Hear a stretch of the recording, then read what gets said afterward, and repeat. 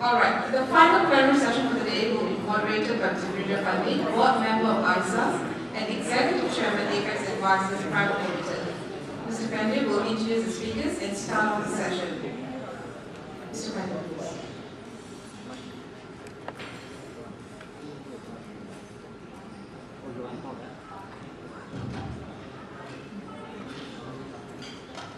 So the session after tea is always easier. It's not after lunch. I think everyone's got a fix of caffeine, so we should be wide awake. This session, we are going to focus on business. So we had 3 people originally, so one of them unfortunately couldn't come here, so I'll double up for him as well as being a moderator. We are going to talk about business because all 3 of us have built businesses in China, and we are going to talk about some of the real issues on the ground, as they say, where the rubber hits the road. I'll start with myself, and I'll talk about a little bit about what I think are some of the challenges and opportunities in China. So I built the Tata consultancy business in China for 10 years. We have 3,000 people there in big cities. We have decided what are the challenges, and share some experiences. We have 2 panelists here.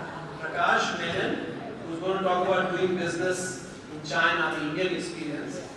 I've known Prakash for a long time. He has been in China since 1997, has absolutely created a great business for NIIT. He has been in IT industry for more than 25 years, very experienced person. And today, NIIT in China trains 50,000 people every year. This is India's largest IT training company. And over 200 locations across 66 cities and 24 provinces in China in software engineering, IT, infrastructure management, gaming, animation, BPO, and all the things related.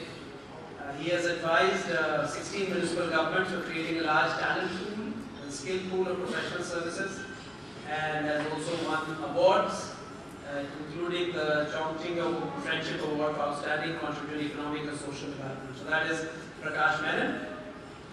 Peter Koh is a Singaporean who is now in Suzhou as the CEO of Jurong International. He has had 28 years of experience ranging from master planning, project management, supervision, building projects in Singapore as well as overseas. He was with the Defense Science and Technology Agency, then joined Jurong Consulting in 2001, seconded to Jurong International as a resident project director, and made the chief of projects for Jurong International, and now is the Jurong International China's chief executive officer in China. So a lot of experience there in China and how to build in China. And he'll talk about what are the prospects in China that he sees, the economy, and he will also touch upon some of the challenges that some of the Chinese companies will find in India as they build it. Let me just share quickly some of the issues that I have faced as building businesses in China. So, what do we see? One of the things that we clearly see is that the Indian business is much in terms of the trade deficit. The Chinese trade deficit is rising. So the trade is in favor of China with its $27 billion. So it is very important that Indian businesses build businesses in China as well as export to China. So what are the opportunities that we see, and I want the panelists to touch upon some of this. China as a market is well known, large domestic market. There are sector-wise opportunities in the auto component industry, in the IT industry, in the BPO industry. These are the industries, pharma, where Indian companies can compete, including high-tech manufacturing. Then China itself is a platform for the region and for the wider world. You can set up in China to export out of China or to export to the region. So that's the second opportunity. Then China as a supplier. One of the reasons there is a huge trade deficit, as we saw, is because India has an infrastructure deficit. And the Chinese exports are mostly in power plants, transportation equipment, electrical equipment, which are all part of the infrastructure which India builds. cheaply because the Chinese pricing is much better. So India's infrastructure deficit gets covered by India's trade deficit. Then Indian companies and Chinese companies can also work in third countries together. They are already working sometimes in the oil and exploration business. They can work in Africa, they can work in many countries. So that's the opportunities of China. What are the challenges which Indian companies have faced in China? Specifically, now I'm talking about the Indian companies facing challenges in China. Part of it is the Indian mindset about China. A lot of people carry the baggage of history. They worry about language. They worry about the system. Indian companies, which are traditionally, which go out quite often, and many companies have bought companies outside, are very scared of doing business in China because of the structure of the Chinese industrial system. So one is a mindset. I think it's a mindset problem. I don't think it's an issue. The second is the political economy and the role of the government. Government is pervasive in China, and therefore you need to handle it at the city level, province level, and every level. And I think that is something which is important to understand, this whole political economy of China. What Indian companies fear also is a very harsh environment, a very competitive marketplace. The domestic marketplace in China is very competitive. You have to really be niche, or you have to have very low cost of production or scale to manage the domestic competition in China. People don't realize that Chinese companies compete pretty hectically. And therefore, Indian companies are probably a little worried about the level of competition that goes on. The fourth issue, of course, is what I call the cultural China, the guangxi, and all the things that are required to be able to deliver in China. To build relationships first, and then business follows. And that is something which the Indian companies have to learn. It's not just a language barrier, it is a cultural barrier. Talent is an issue in China, as the growth in China is so substantial. While China may have 1.2 billion people, the talent and the skill is still scarce. Everyone is fighting for the same skills, high turnover of staff, and therefore there is a real challenge of building your own talent and growth. And I want to hear some of that. I hope, Prakash, you can talk about your own business that you built there. There are also compliance challenges. The rules and regulations are very complicated. They keep changing, state by state, city by city. And if you have to really follow all the rules, you need to know exactly what you need to build. I remember when I first went to set up in China in 2000, we first created a compliance manual in Hangzhou. And that compliance manual, even the mayor's office took it because they also didn't know how many laws to be followed. And in fact, Financial Times did an article on that. So compliance is a challenge. Legal issues and the issue of IP protection.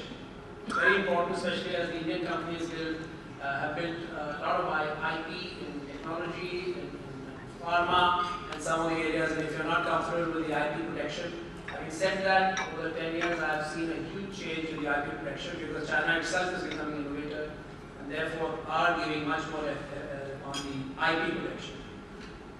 And lastly, managing the PR and you're building your brand in China is not easy. It's a big country, it's got lots of brands. You're trying to establish a brand, what do you do? So that's the challenges which the Indian company face. So let me leave it here. Let me get Prakash to talk about an actual experience of NIIT building business in China. Welcome, Prakash.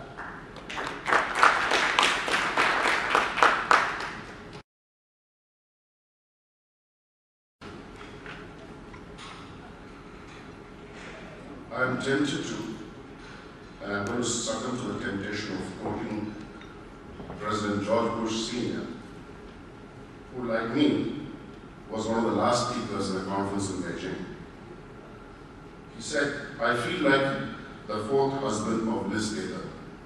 I know what to do, but I don't know how to make a difference." The topic of India-China has so many perspectives, but I think each one is a fertile one. So I'm going to give you one more. So what I try to do is to put together 10 areas that have greatly helped us and also troubled us while building a successful enterprise in China. So what does my company do, NIIT? We are into global talent development, which means we train people. We've been around for 30 years in 40 countries, and we train over 5 million people in 10 languages. That's one part of our business. The other part of the business is we do software services. So if you like the cargo handling at your Shanghai airport, then you will have to say thank you to me as well, because it runs on our software. We partnered with SAT, and we've taken this to Beijing airport, we've taken it to Heathrow, we've taken it to Dubai.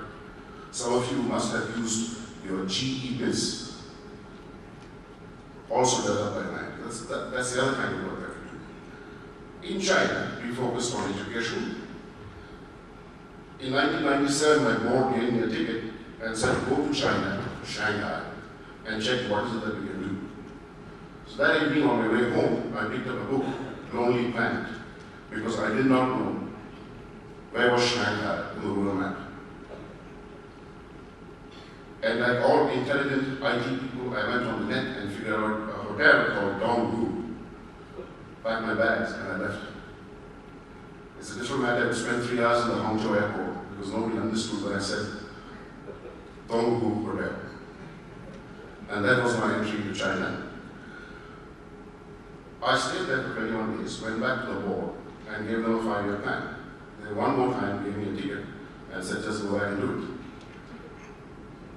And that's why I've been. So when we went there, a foreigner doing education, which is a market-driven format of education, not a social-driven education format, education which is for profit, was a no-no. Everybody was on. Shanghai was willing to experiment. And therefore, they gave us a limited license of having one education center through a contractual agreement with the Education Bureau of Shanghai. And we came up with a big ad which said, it doesn't matter if you're a black cat or a white cat, what matters if you're smart, therefore come to NIIT and get smart. We had 2,000 youngsters in our front office. We also had the Education Bureau criticizing me, saying you can't use Mr. Deng Xiaoping's statements in an ad. And therefore I knew that one thing that I need to deal with is contradiction. Anything that is right is equally wrong in China. And therefore we started our journey. We took around 1,000 students and started training them in IT. We did 2.5-year programs, which was new in China. The first 2.5 years was a huge learning. How to sell, how to market, how to recruit, how to train the trainer, how to localize the product. Quite a bit of learning. And then we understood that anything that we were following, which came from India or the United States, was not really working in China. The way a student learned in China was, for example, very different from the way he learned in India. And therefore we had to change the training methodology to suit the Chinese mind. So a huge amount of learning. And when the first batch of 92 students graduated and when they all got jobs in multinational and local software companies, is when I went to the government and requested if we could open a wholly owned foreign enterprise, which we did in the year 2000. And then started a franchise operation in China, where we gave the technology and the know-how, and we had local people who came with infrastructure and knowledge of that territory. Because China is indeed a mosaic of cultures. From there, we had universities coming to us, becoming our franchise partners, and later started embedding a curriculum into the bachelor's degree. And today we find the governments in the cities participating through a public-private partnership model, where they give us a huge amount of subsidies and funds to train students. So we are in 66 cities, 200 centers. We work with 130 universities and colleges. We last year trained a little more than 50,000 students. That's where we are today. So one thing that we've always held is to grow our top line, because China gives you an opportunity. as against many other countries where you need to kind of be careful with your profits. You need to be careful in any case, but China gave us the ability to grow over the years at about 36 to 40% CAGR. So growing the top line was a big thing for us in China. The second thing we found was building a brand is everything. And we had a 3-year window to do that. It's everything because in China, big is beautiful. And if you're a brand, we find you are protected from IPR violations as well. Because everybody keeps away from you. So building a brand became important. If I had to do things a little differently, I probably would not be in 66 cities. It's better to look at and penetrate into a city or a province at best, rather than a widespread. And there are many reasons. One is the fact that the policies are different, the law is different, affordability is different, culture is different, language is different, and therefore it takes a huge amount of management time. Awareness per dollar. Every city has its own media and equally expensive. And therefore your advertising costs become huge. And then of course there's the 80-20 rule of 40 cities accounting for 80% of wealth of China. So many companies are advising, do not go into 100 cities. Stay focused. It is better therefore to leverage your brand, your channel in a city by expanding on products. At the time when we went in, price points were critical in China. Today, that is not true. We have people who sell courses which help you speak English at 100,000 RMB. And you have people who sell English-speaking courses at 1,000 RMB as well, and there's an audience for both. So if you have premium products, if you're looking at niche areas, it's best to stay in a few cities and grow them, rather than move very, very quickly. Indeed, we also said that profitability of a education center that we have is fundamental, and that should grow before we get into any other formats. I would also think franchising was a mistake. I did not know when I went to China that the only country where McDonald's and KFC does not franchise is China. They started doing much later, in the year 2006, once they became strong themselves. So all McDonald's and KFC restaurants are run by themselves, as against a complete franchise agreement in the rest of the world. Huge difficulties in managing the channel. Not too much of respect for your standards and processes, and contract violations implemented. So over a period of time, we still have our franchise relationships with universities, but you cut back heavily, in fact completely stop any kind of new franchising formats with any other entity other than university. This was a huge learning. Intellectual property right, we keep talking about it all the time. You need to be prepared for reverse engineering. I keep saying that if you can take apart something, then they put it back faster and cheaper for you. So we had initially copycat versions. We had mini NIITs all over the place. And we had to kind of police that. You have direct IP violations, like copying your course material. And we had to have innovative ways of trying to minimize that, apart from creating huge systems.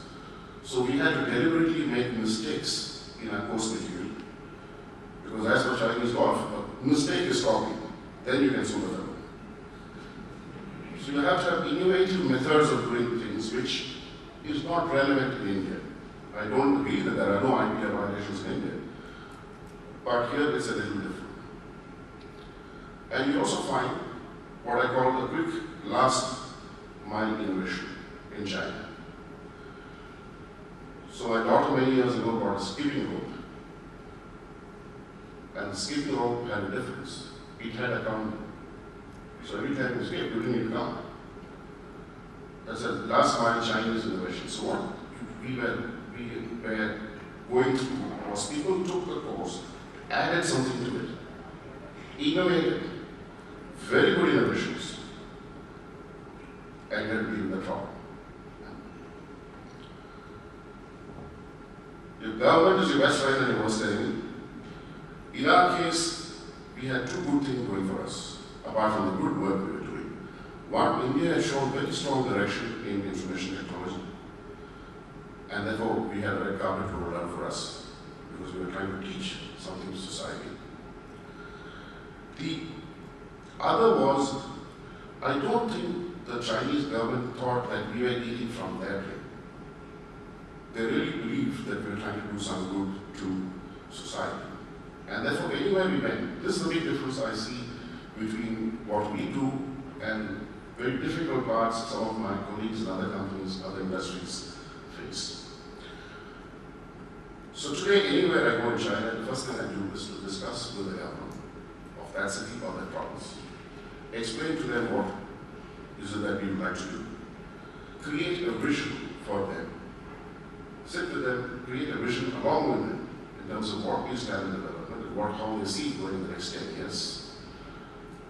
And I see if you have something which they believe they lack, then they definitely want it. So it's been a little easier for a company like ours to establish itself in China. And we're finding many, many city governments coming forth and giving us a huge amount of subsidies, saying, look at talent development in the service sector. So while earlier China was trying to create a service sector much like the way they create the manufacturing sector, which is to create big infrastructure, physical infrastructure, the service industry probably needs human infrastructure building. And today, I truly believe that the government is moving funds in that direction as well. People is your single biggest challenge. I think the chairman touched upon it. But what I find is local managers seem to be the best. You have to spend time, mentor and coach them, but over a period, they're fantastic. The other thing that you find difficult is emotional ownership. First is to oneself. It takes time, but soon enough it moves to a relationship with the supervisor. And it's taken me 15 years to groom a lot of my colleagues, Chinese colleagues, to have that emotional ownership on the organizational values, what you really stand for, what is it, how is it that society is benefiting through you. And that's why you can create a sustainable culture in your organization. It takes time. And lastly on the subject, I also understood Indians seem to plan a little better, but there's no way you can execute like the way the Chinese do.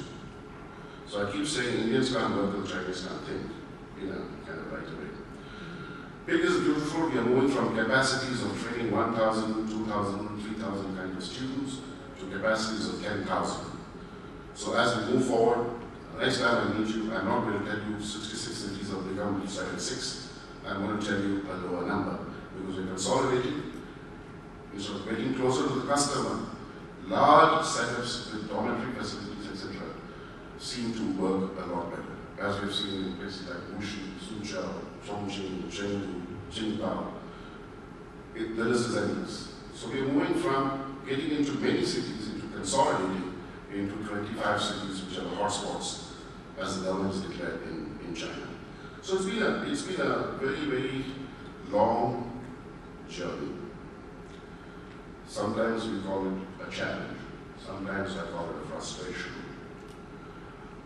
But at the end of it, there's a huge light at the end of the tunnel. And therefore, it's been a great experience as far as NIIT is concerned, as far as I'm concerned. It's been such a fantastic ride. I'd like to thank Chairman, and I'd also like to thank Dr. Pande for this opportunity. Ladies and gentlemen, it's been a pleasure. Thank you.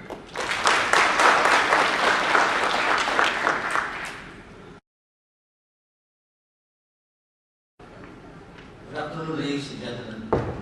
This is the first time I'm joining this conference, and I'm glad earlier speakers have actually paved the way for me to be the last speaker at this forum.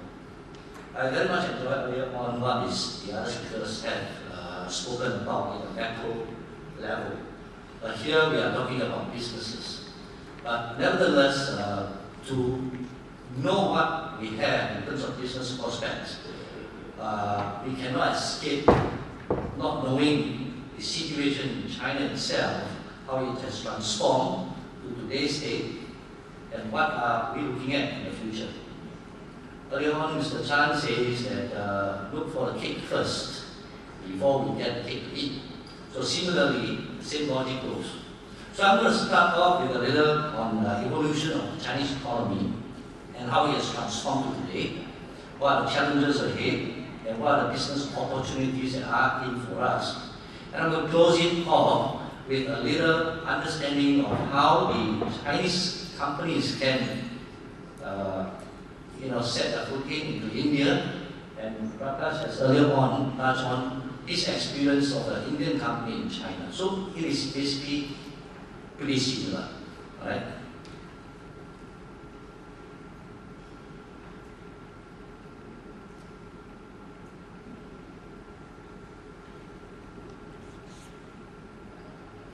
Setting construction.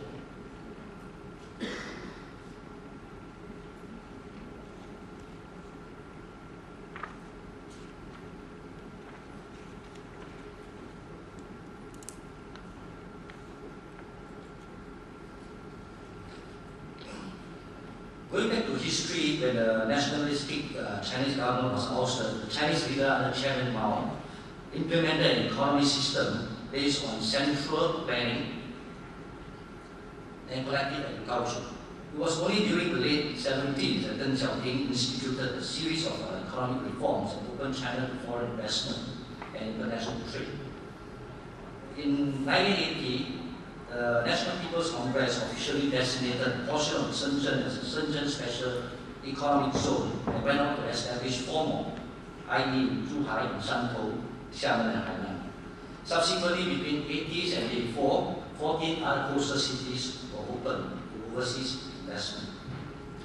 So you look at this slide here, the red ones on the bottom, these are the 5 special economic zones earlier. And then we open up the Eastern Coastal Series to international trade. So you look at China, why they open up in the Eastern trade is because of the sea lane and its ease of access to China itself.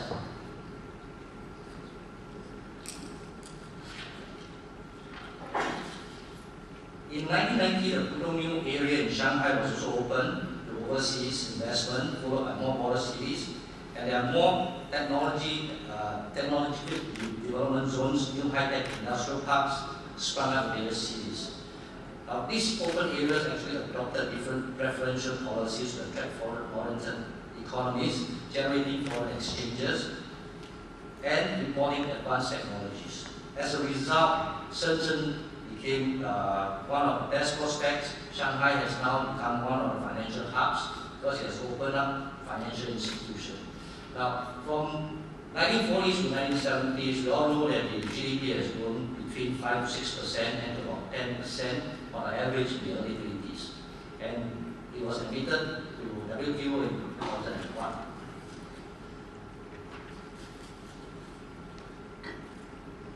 With the largest population in the world, China is a major engine for global economic growth, transforming the landscape of world businesses and global economy for 3 decades.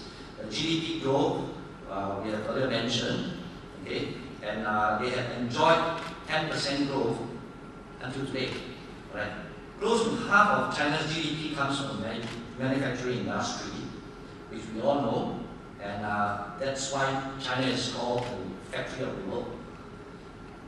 And this is what drives FDIs into China itself. Now, in the early days, FDIs are actually in the form of cooperative joint ventures, where risks for foreign partners are low, they do not carry assets. But as the business environment improves significantly, equity joint ventures, or EJVs, increases. In recent years, wholly owned foreign enterprises have also increased substantially, with foreign enterprises carrying significant assets to China. Now, with my experience in Suzhou, we have also seen that a lot of FDIs comes in, they are they lease their own factory space and manufacturing space. But subsequently now, they are actually buying land to build their own. Right? The increase in foreign investment has also raised technology transfer, which was confined initially to low-tech, labor-intensive and export-oriented industries to relatively high technology sophistication in recent years. As a result, China has transformed and upgraded from a low-end processing hub to a value-added manufacturing enclave. Today, China has become a top manufacturer and exporter of chemical products. China machinery, transport equipment, office machines, telecommunication equipment, I think some of us using telephones, most of the parts actually come from China. But agricultural contribution to the country's GDP has declined and fallen sharply. However, the service industry has caught up in recent years, and it is expected that the economy will adopt a more service-oriented approach rapidly. China attained double-digit growth continuously in 2008, when the economy took a downturn. Although China's growth had fueled global growth, China is not immune from global financial crisis. So in an effort to offset adverse global economic effects during the financial crisis, China initiated economic stimulus measures. So one of the measures that China came on was a 4 trillion yuan stimulus package, which was set to finance low-income housing, rural infrastructure, water, electricity, transportation, environment improvements, technology, innovation, and rebuilding of areas that were damaged by disasters. Now, these are the key objectives to actually expand domestic demand and speed up construction of public infra. The stimulus package measures succeeded in preventing a major fall in GDP growth in 2009, provided a sustained recovery in 2010. However, the global economics conditions continued to deteriorate in 2011. Economic growth in China now continued to dwindle, dragged down by the sluggish global demand that has resulted in an export slowdown. Now, China has realized that to sustain itself, China needs to export the domestic market to offset weaker export demands. The Chinese government has repeatedly called for economic transformation and for industries to upgrade. Transformation requires companies to specialize in certain export and to develop as much technology as possible. Education, innovation training, more emphasis on technology, R&D have to be instilled to prepare the workforce for a more knowledge-based economy. But Singapore has undergone more than 40 years of transformation to become a knowledge-based economy today. China, on the other hand, has taken less time to reach this stage, but it is well positioned to produce high-end products. This was reflected in China's 12th five-year plan, which urged exporters to produce more high-end products. However, one concern in China, the Chinese have addressed is the trust placed in their products. This is especially so due to the high content of fake products that has given rise to lack of confidence in the quality of many products. In recent years, the low-end manufacturers and labor-intensive industries that were unable to cope with rising costs have relocated to inland cities and even out of China to other Asian countries. Of course, the other important factor is tax reform. China has implemented tax-cutting measures at the beginning of 2012, replacing the business tax with a value-added tax in Shanghai, mainly for the development in the transport and service sector. And this is for the objective of decreasing the tax burden and to boost the development of small and medium enterprises. It is expected that this will be extended to other industrial sectors such as construction. Earlier on, we heard China faces severe income disparity. However, it is trying its best to narrow this income gap by pressing ahead with an income distribution reform.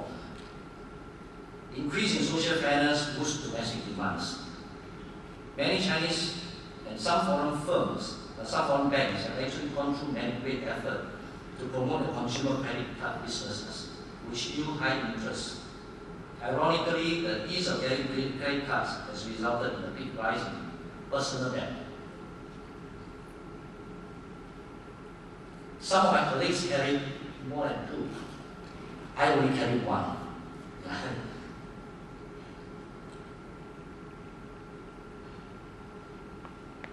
Chinese potential in domestic demand can also be seen from the spending spree during the 8-day Super Golden Week in October 12.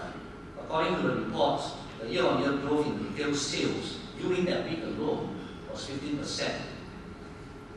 How did this happen? The government actually provided a key incentive with a toll-free policy on the expressway during the week. This not only encouraged people to travel, but created a huge burden on the infrastructure. This was the state. During the week, the attraction, so you look at the attractions there, I don't think any one of us want to be there because you can't even take a good picture of it. And you look at the amount of traffic congestion during the week. My colleague was in Shanghai. It normally takes about an hour from Shanghai to Suzhou. That day it took 6 hours to reach Suzhou. This is another evidence. On November 11, they call it the Guangdongjie.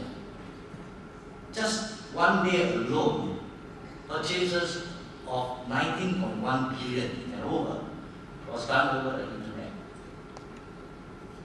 This is taken up of the papers, local papers. So what do we have? Economic prospects. In the last China's worst slump since the global financial crisis has leveled out in the latest quarter, and retail services is picking up, which is actually a sign that the economy is rebound, is taking shape, heading to hopes for a global recovery. In a recent report, the Chinese economy grew 7.4%, which was lower than 7.6% in the second quarter. China has cut interest rate twice this year, since June, and injected funds to high investment by state companies, spending on building subways, other public infrastructure to avoid a major stimulus package like what they have done in 2008.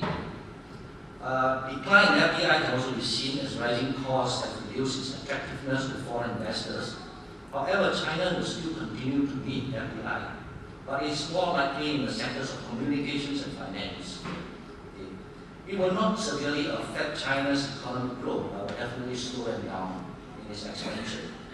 The property sector, on the contrary, is gaining confidence, despite the curbs to control prices, as demand for housing and commercial property is still high due to rapid urbanization. The curbs on residential property have prompted many foreign investors to turn to commercial realty instead. The mortgage rates and lower transaction taxes have boosted home sales in the second quarter, or in the second and third tier cities. On the whole, China is still in the phase of industrialization and urbanization, providing basic investment opportunities and high consumer demand. The economy of China is still making adjustment and will enable China to maintain growth trends despite decline. This is not too bad actually, because too fast an economic growth, which China has experienced over the last decade, actually resulted in inflation, in rising costs of labor, unemployment. Now, I have personal experience in this rising costs and labor. When in good times, we tend to employ many because to cope up with the projects that we have. However, if the projects are getting lesser, what we do? We have to cut expenses. Cutting expenses means laying off staff. It's one. And that generates unemployment. Energy shortages, we all know, is also in tandem with the economic growth. There will be more demand for energy, either developing or purchasing more energy resources. Next is banking. Economic growth provides incentive to banks to extend credit loans. So this again allows or encourages banks to let their rules. China actually has issued a signal now that they no longer focus on economic growth rate, but will focus more on the quality of economic growth. China's economic growth will further stabilize with the implementation of new policies and action plans. However, policies takes time to go down to the ground as well. I saw a report that it takes at least 65 days for a decision made from the top to reach to the lowest level in the city. Okay? This is basically 15 top provinces that perform well in China, and you will notice that it's all concentrated on the eastern side. So there were talks about opening up the west, opening up the northwest. So how does it move is yet to be seen, right? But it is gradually developing. I love the Chinese way of talking about the way of the Chinese characters and how they form the words. These two words called 危机 is interpreted as 危险的情况才有机会. In risky situations, there are opportunities. So, what the company have to do, considering the current economic situation? First, we have to strategize our business positioning. We have to keep looking for niches. We have to improve team morale, giving incentives, training and retraining. China is big and they have a lot of, the population is high. Their discipline in terms of technical profession is very split. So we have to emphasize a lot of multitasking, not unlike Singaporeans. As a civil engineer myself, I can do design and do a lot of things related to civil engineering in terms of roads, buildings and whatever. But in China, no. A civil engineer is not that multitask. They have those for infrastructure, they have those for bridges, they specialize in buildings. So it's very fragmented, I would say. Okay? So we have to do this and encourage staff to do multitask. We have to make good use of external resources because we don't want to keep a lot of resources with us. So we have to look for strategic partnerships. So areas of concern for companies like Jurong International, the change in the business environment of the planning and design consultancy business in China, we have to look at what is next. Target first and second tier mega cities and attract high value developments and knowledge city, eco-cities, specialized bioparks, medtech, business parks and food parks. Pursue greenfield regional and integrated estates, planning for second and third tier cities. This is a picture of where all these cities are. The red ones are actually the first tier, the green and the blues are the second and third tier cities. And this is what Mr. Chan has earlier on said as well. Right? The second and third tier cities are growing. This is one of the articles that I picked up. One of the county in Henan, which is an inland province, has an output growth of 20%, just half of this year, and that's industrial output. We have to work on opportunities in environmental protection, green buildings, energy, new material projects. We've talked about it earlier on many times. If I may quote Mr. Dr. Khalid in his article, the environment is the biggest challenge in the developing economy. High expectations from the clients who focus more on planning and design now. There are also many keen competition from local and international firms. In China, we need to acquire licenses.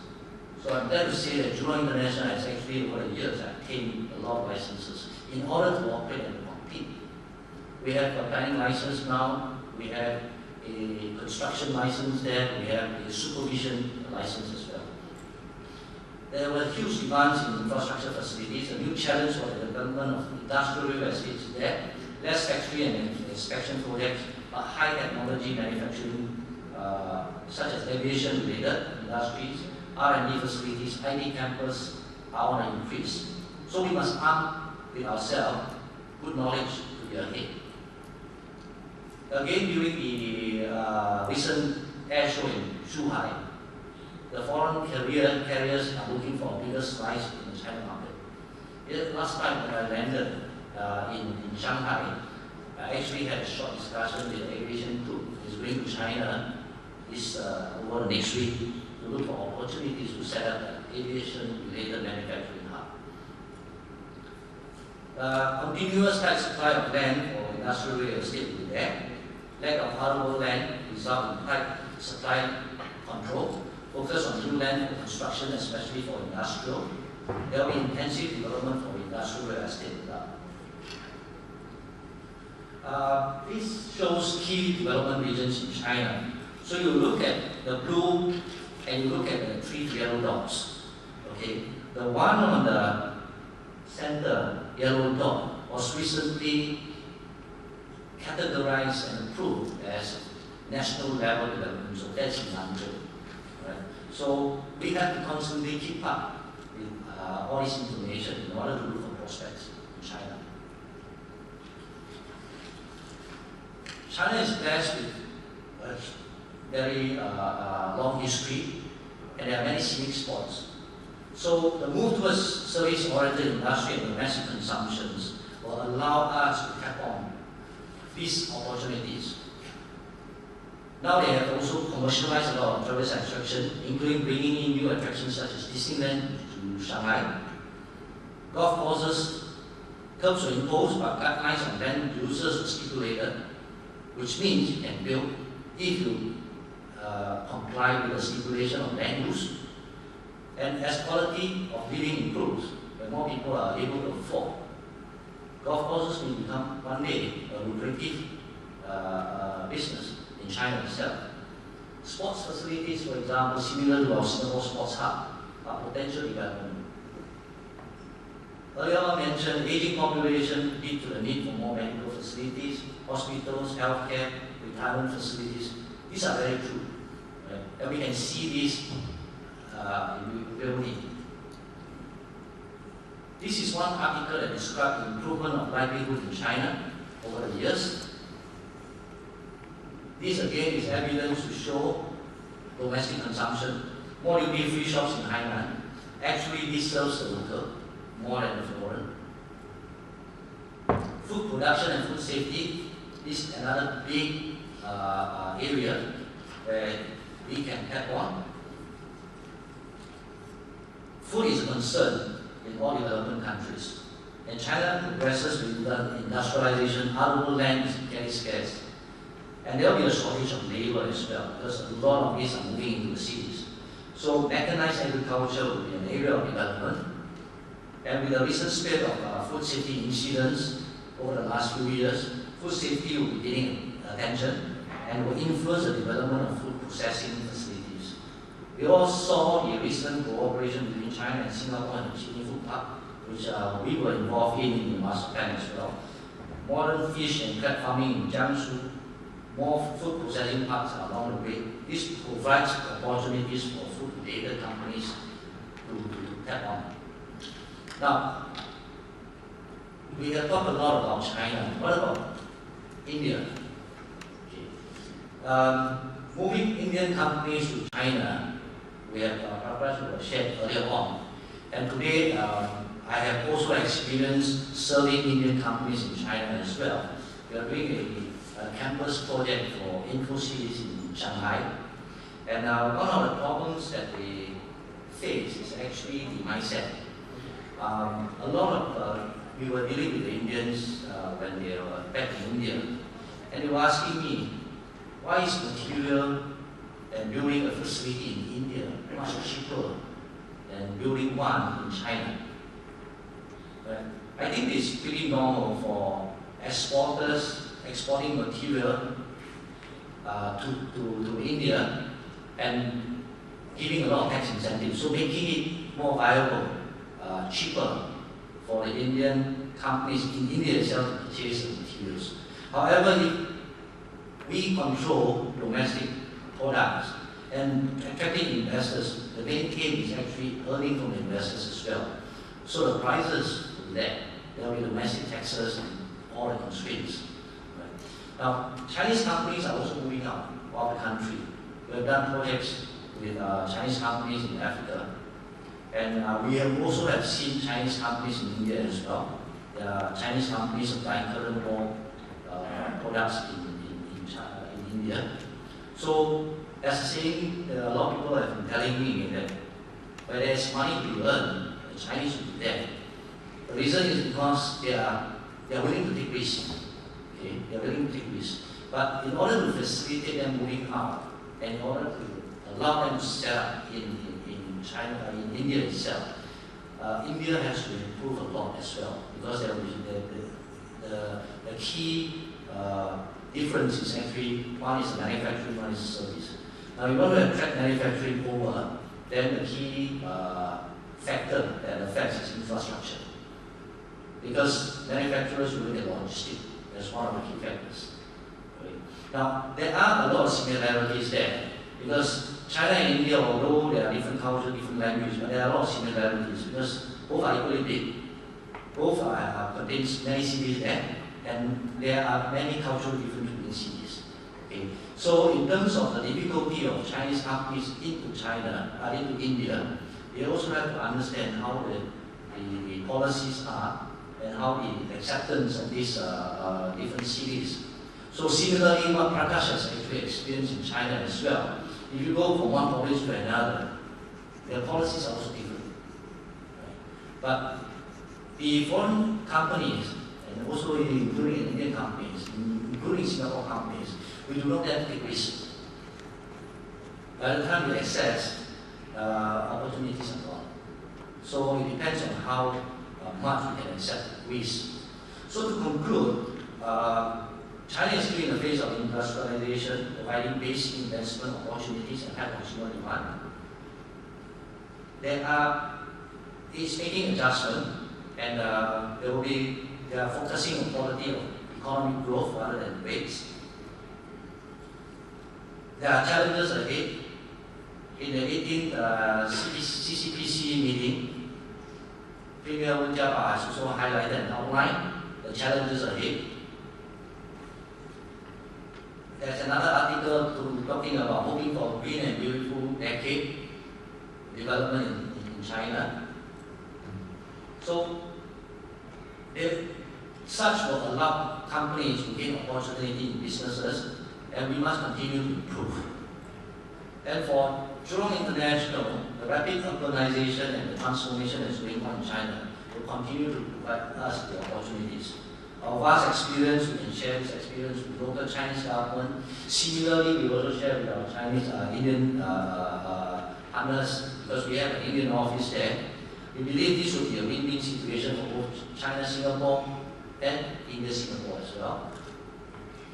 Our international and local knowledge, we can provide advice and consultancy services to foreign investors in investment projects.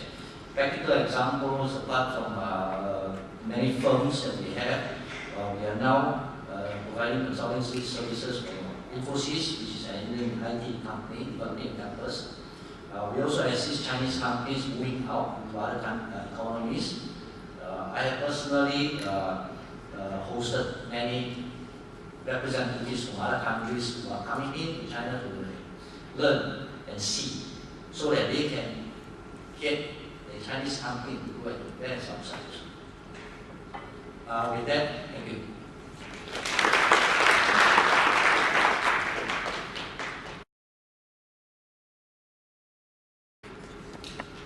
We've got 5 minutes to take up some questions. I know we are running a little beyond time.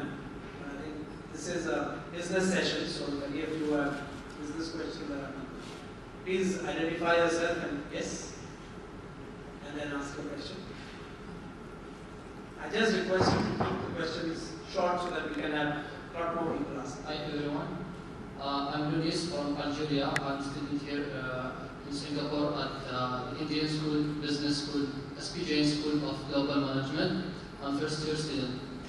My question is to Mr. Peter Koh about what do you think about the effects of one-child policy of China on the development of the economy in China, and what do you think also about the effects of this policy on the other countries, especially India, because India is growing, population in India is growing so fast, and around in maybe in 2020 or 2020 or 2025, it will be the population in India will be more than China. So, thank you so much.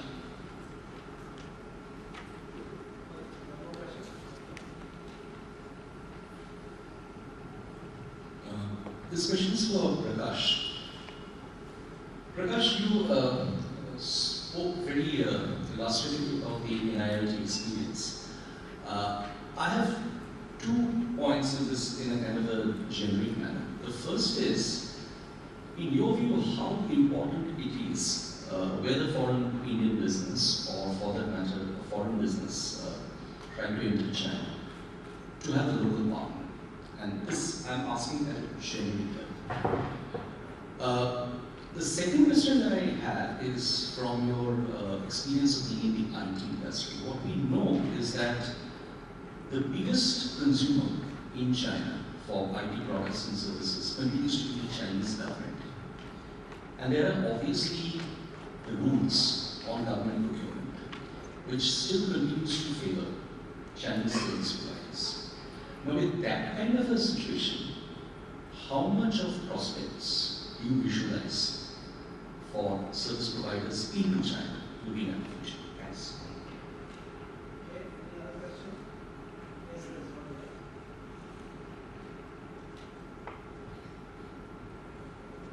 Now, I want to ask two questions because since I'm also in the business line. Now, one is the changing demographic trends in, say, China. And Prakash, you are in the education and IT area. So how will that change affect your business model? Also, the cost of doing business in China is now increasing. And in fact, I have some Japanese clients who are actually moving their business out from China into Southeast Asia. So you see that as a trend forward in terms of doing business in China. Second is about the cultural element. I think you have started business long there, but you see the cultural difference still as an impediment to actually doing business in China. Will it continue to be so? So assessment also from Peter Koh.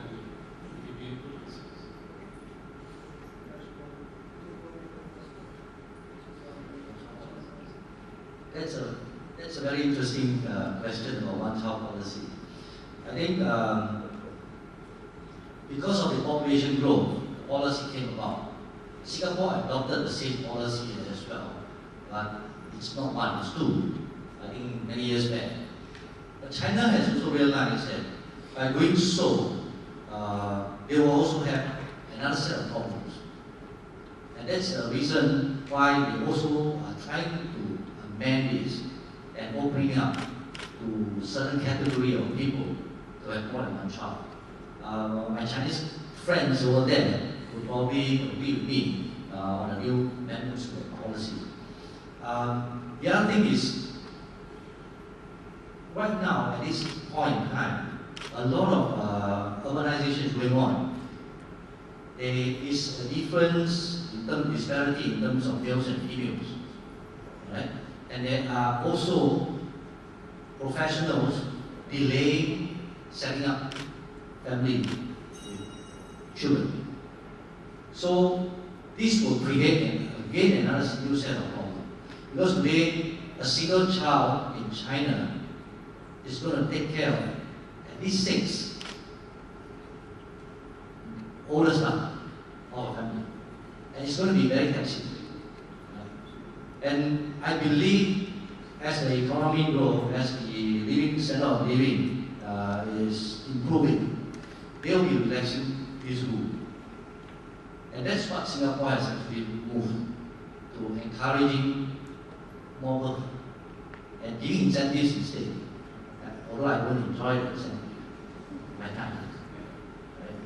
Right? And China's development and Singapore's development is very similar.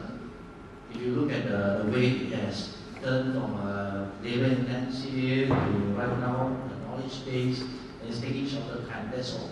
But it is moving in the same path. And I think it's very logical. It's very logical. So in no time, we will change that policy. You go to China, all these days. Take the second question. Do you need a partner? Very often it's dictated by law, but keeping that aside, if you had a choice, my suggestion would be go to China alone, be there for a while, come to China. You start understanding the language, you start understanding the way you think, you start understanding the culture a little better. Maybe a good time for you to look for a partner. A partner necessarily, more often than not, makes it a little more well-oiled and smooth for you. As an example, I can say TCS is the last Indian company that needed a joint venture partner in China, but they did it first. And I think they have benefited, not only because of who they are, but because of the partner and this understanding of that territory. We also have 2 joint venture partners in China, but that's more for handling certain tactical, municipal level issues. We don't have a strategic partnership as yet. But the overall answer I would say is, if you knew China, then having a partner is good. Otherwise, as somebody else was saying, there's so much of misunderstanding that happens. It's good for you to send somebody there, let that somebody be there for 5 years. You can't learn China in 5 years, that's for sure. But you're not better off than before. So I would tend to say, if you knew China, a partner, definitely, you would know how to select a partner. Point number 2 is, yes, it's been a big, long journey for most of our Indian IT companies in the IT services sector to look at projects domestic market. It's going to be a long journey. You have to create the goodwill. You have to deliver. The model is not the model that we had in the United States because it was a price arbitrage. Here, there's not that much of a price arbitrage, it's not with capability. And I think TCS, in many ways, is leading from the front. They have seemed to have 5 banks now, vision. They got into 5 banks in China doing some great work. You must also know that people like HP and IBM have been there 20 years before we were settled. The first network that happened in China was a gift from IBM to the universities in China. So there's a huge amount of goodwill and work already that's taken place. So it will take time, but I think we'll get there. Really. To answer?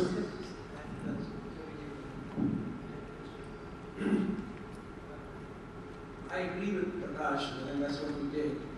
To first be there and learn China for the first 4 or 5 years on wholly owned foreign enterprise. You train your own people, learn the culture, let them learn your culture, get the compliance story right, get the products and the services and training right, and then find a partner. In our case, the reason you want to be in the domestic market is to find a partner who's related to the government. So we found ADRC as a partner, and that allows you to get into the domestic market much more easily. That is exactly what happened. And you went into the global bank, the domestic banks, and took a product which was unique, which was customized to China, so that you could do it. So you have to find a customized solution for China. If you take a global product, that won't work there. So it's not the government procurement. Sometimes that is, but that is not most of the time. Most of the time, Chinese want a product which is customized to their needs, and if you don't have it, then I think you have a problem. So that's the challenge, is to customize it to their needs and requirements. As China gets more global, obviously the customization requirements comes down.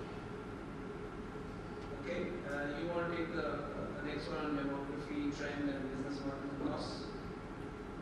Oh yeah, the demography obviously changes your business model. Just to give an example, lesser and lesser students come out of the 12th grade.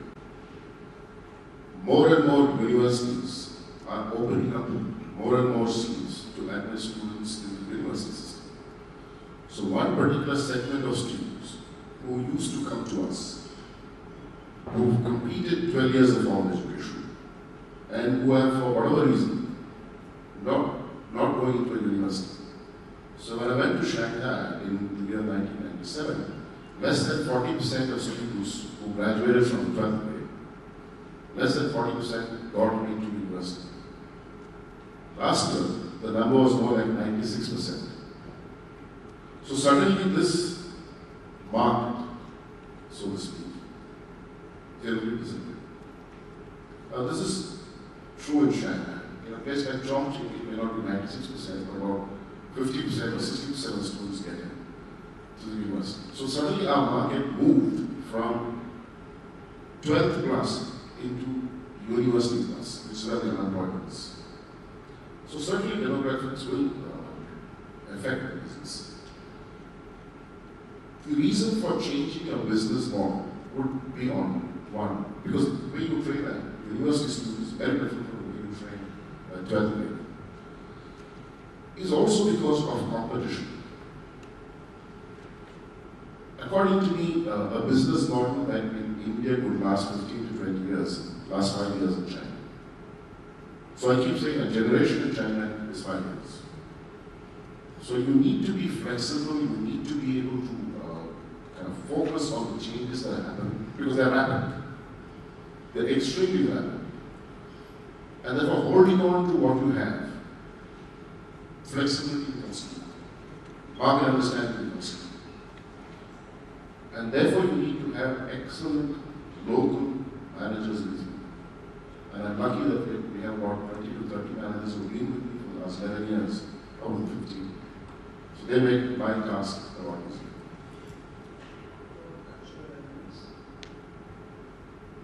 The difficulty in China is not the language. You can do a 3-month course, but may not be able to give a speech. That's good enough. Of course, reading and writing the language is a whole new commitment. When I did go to China, I was supposed to be there for 2 years. So I remember going to Jiaotong University and saying, if I have to read a newspaper, how many characters should I know? And they told me it's 3,000. So I said, even if I was good and learned 1 character a day, it's going to take me 10 years. So that's a different commitment level. But spoken Chinese is not very difficult. The real value is the cultural value. Understanding that takes time, because there's no book that tells you anything about Chinese culture. And invariably, if you're reading an English book, it's written by a foreigner. And very often that is the point. So how do you interpret behavior of people in your company? How do you interpret what really is happening in a meeting? How do you interpret, the Chinese never say yes or no, all of us know that. So how do you figure out what really is happening? You must know that culture, therefore you need to read about it, you need to be with the Chinese people, you need to eat with them, sit with them, talk with them, and that's the only way out. So it is experience. And that's why I always advise, if you're hosting anybody into China, then that person better be there for a long time. Very often, earlier MNCs used to send people for 3 years and take them back. And that's all the time when you're getting to be effective in China. So it takes time, it takes effort. So it is a cultural barrier that you need to really cross. Very interesting issue when we used to have the Indians and Chinese working together in projects. You could see the cultural differences so starkly. If you're in a room with Indians and Chinese, the Chinese do not debate or question, they execute. The Indians tend to debate and question. So you have to have a real manage these two cultures very carefully, because one is a very big culture which does and delivers on time you did, and the other one which debates and takes options. So the cultural differences are substantial, and that would take time for companies to adjust to as they go into China or India. Okay, I think we've probably exceeded our time limit. It's obviously an interesting panel with a lot of experience of hands-on work in China and India. Let me say thanks to our 2 panel members who have been excellent in being able to share their experiences. So just join me in raising your hands.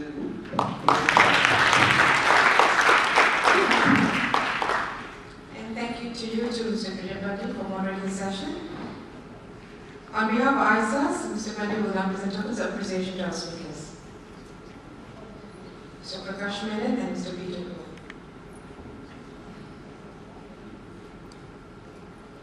Thank you once again.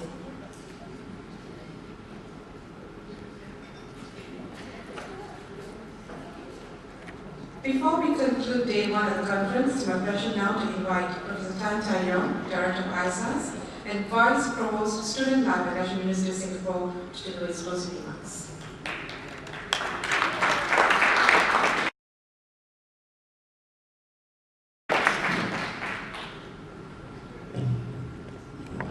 Well, good afternoon, everyone. It's been a very long day, and let me first applaud those of you who are still here for your endurance and stamina. We've had a good day of discussion, and I just want to take a few more minutes of your time just to summarize some of the key takeaways. I think the first key thought was articulated by ESM Go when he mentioned that a peaceful relationship between a powerful China and a strong India is important for global and regional stability. So while competition among rising powers is inevitable, he says, well, conflict is not, and this is a good thought to take with us. He also mentioned the importance of these two powers to assume strategic leadership. So I thought he framed the conference with those thoughts today very well. And these were, of course, then taken up in succeeding sessions who articulated and debated and talked about regional and global cooperation, how China and India have come together in various global fora to cooperate economically, strategically, and in security terms.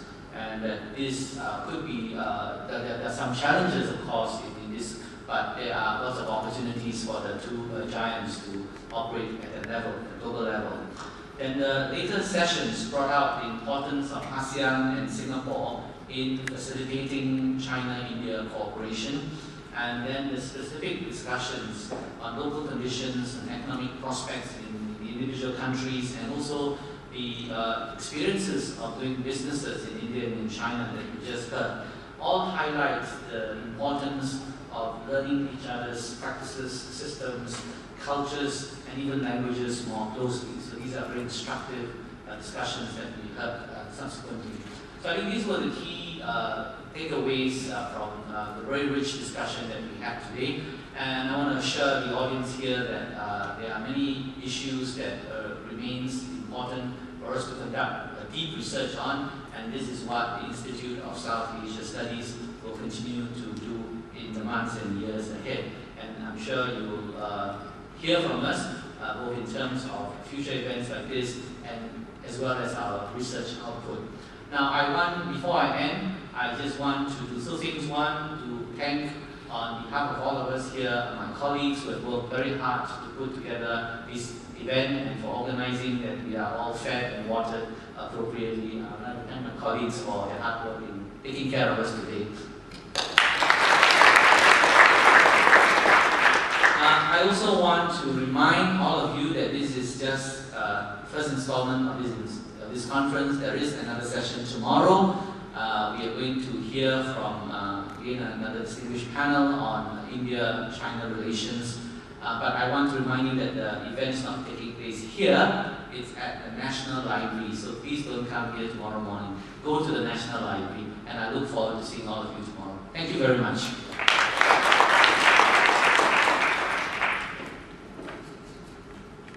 Thank you, everyone, and we'll see you tomorrow at the National Library building. It's at Victoria Street. You can alight at City Hall and Market Station and just walk across. So we'll see you then tomorrow at 9:30 a.m. Thank you and have a pleasant day ahead.